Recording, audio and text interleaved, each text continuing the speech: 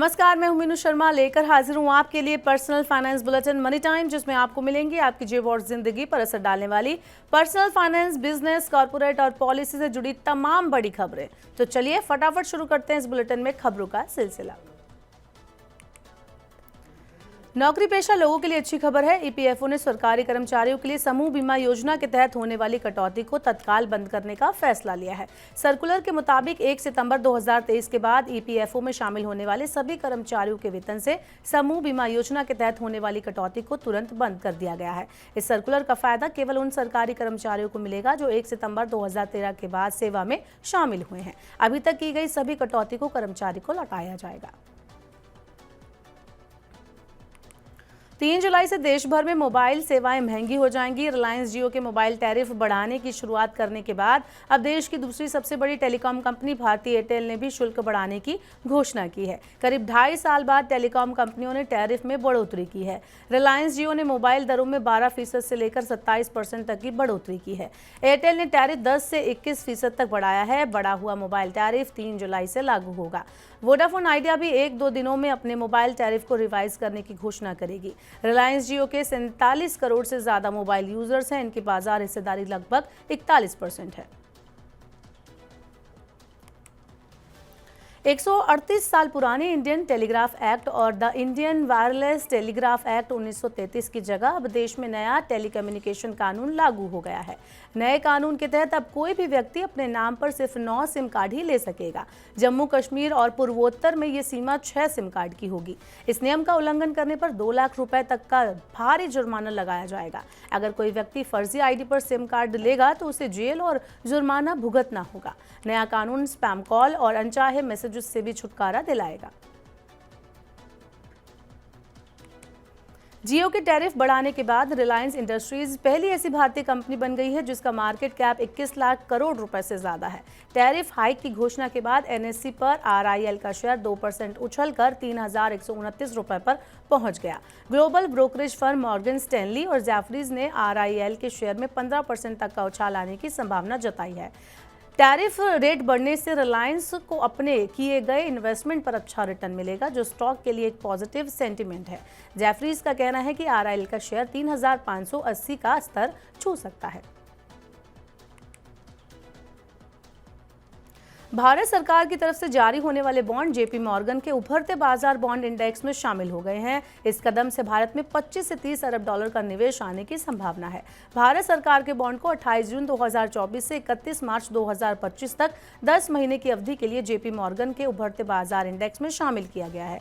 इस इंडेक्स में भारत सरकार के बॉन्ड को शामिल किए जाने से ज्यादा विदेशी प्रवाह को आकर्षित करने में मदद मिलेगी। इससे विदेशों से बड़े पैमाने पर निवेश भारत लाने में भी मदद मिलेगी और उद्योगों के लिए ज्यादा घरेलू पूंजी उपलब्ध हो पाएगी। शेयर बाजार के एफएनओ सेगमेंट में तेज वृद्धि से कई चुनौतियां उत्पन्न हो सकती हैं। इसका कारण यह है जो खुदरा निवेशक जोखिम प्रबंधन का पालन नहीं कर रहे हैं, वो बाजार में अचानक आने वाले उतार चढ़ाव से प्रभावित हो सकते हैं। आरबीआई ने कहा कि शेयर एंड फ्यूचर ऑप्शन में खुदरा निवेशकों की भागीदारी तेजी से बढ़ी है। ये 2023-24 में 42.8% बढ़कर 95.7 लाख हो गया है। 2022-23 में ये 65 लाख था। आरबीआई ने कहा कि डेरिवेटिव बाजार ज्यादा जटिल है, इसलिए निवेशक सुरक्षा जरूरी है। बाजार नियामक सेबी ने डेरिवेटिव सेगमेंट में व्यक्तिगत शेयरों को शामिल करने और बाहर निकालने की व्यवस्था में बदलाव किया है। इसके लिए सख्त मानदंड बनाए गए हैं। इसके अलावा सेबी ने एफएनओ सेगमेंट में बढ़ती रिटेल भागीदारी पर गौर करने के लिए एक विशेषज्ञ समूह का गठन किया है। 1 जुलाई से पेट्रोल डीजल मुंबई में सस्ता होगा। महाराष्ट्र सरकार ने बजट में ईंधन पर वैट घटाने की घोषणा की है। इससे मुंबई महानगर क्षेत्र में पेट्रोल 65 पैसे लीटर और डीजल 2.60 रुपए यानी 2 रुपए 60 पैसे लीटर सस्ता हो जाएगा। राज्य का सालाना बजट पेश करते हुए वित्त मंत्री अजीत पवार ने कहा कि वैट से राहत केवल मुंबई महानगर क्षेत्र में लागू होगी। महिलाओं के लिए शुरू की गई मुख्यमंत्री माझी लड़की बहन योजना के तहत 21 से 60 साल की महिलाओं को हर महीने 1500 रुपए दिए जाएंगे। मुख्यमंत्री अन्नपूर्ण योजना के तहत 5 सदस्यों वाले परिवार को सालाना 3 मुफ्त गैस सिलेंडर मिलेंगे। इन सभी योजना से सरकार के खजाने पर बोझ बढ़ेगा। अक्टूबर में महाराष्ट्र में विधानसभा चुनाव है और इन घोषणाओं को चुनाव तैयारियों से जोड़कर देखा जा रहा है। सोशल मीडिया पर वित्तीय मामलों से जुड़ी जानकारी देने वाले इन्फ्लुएंसर्स पर सेबी ने लगाम लगाने की तैयारी शुरू कर दी है। सेबी ने इन्फ्लुएंसर्स को रेगुलेट करने के लिए नए मानदंडों को मंजूरी दे दी है। ये कदम गैर रेगुलेटेड इन्फ्लुएंसर से जुड़े संभावित जोखिमों को लेकर बढ़ती चिंता के बीच उठाया गया है। आमतौर पर कमीशन मॉडल पर काम करने वाले इन्फ्लुएंसर्स लोगों को पक्षपातपूर्ण या भ्रामक सलाह भी दे सकते हैं। इस जोखिम को दूर करने के लिए सेबी अब इन्फ्लुएंसर्स को रेगुलेट करेगा। इसके साथ ही बाजार नियामक ने बार बार खरीदे बेचे जाने वाले शेयरों की डीलिस्टिंग के लिए एक निश्चित मूल्य प्रक्रिया शुरू करने का फैसला लिया है।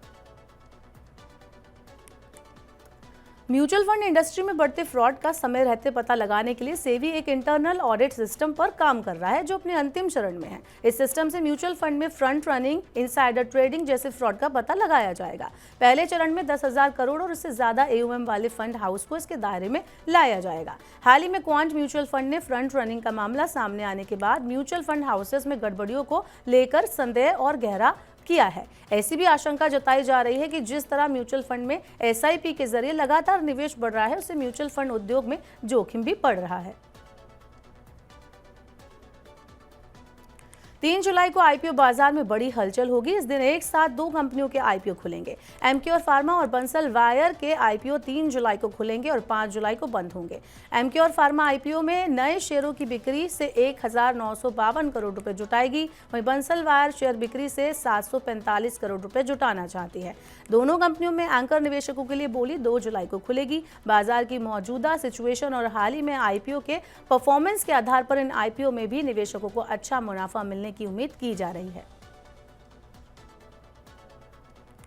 तो यदि मनी टाइम में आज की तमाम बड़ी खबरें, वक्त हो गया आपसे विदा लेने का। आपसे होगी कल मुलाकात। पर्सनल फाइनेंस से जुड़ी खबरों को पढ़ने के लिए, सुनने के लिए और उनसे जुड़े खास कार्यक्रमों को देखने के लिए आप मनी9 के YouTube चैनल को जरूर सब्सक्राइब करें। साथ ही आज का हमारा ये शो आपको कैसा लगा, नीचे कमेंट बॉक्स में हमें अपना फीडबैक जरूर दें। फिलहाल के लिए इस बुलेटिन में इतना ही। बने रहिए मनी9 के साथ। नमस्कार, शुभ रात्रि।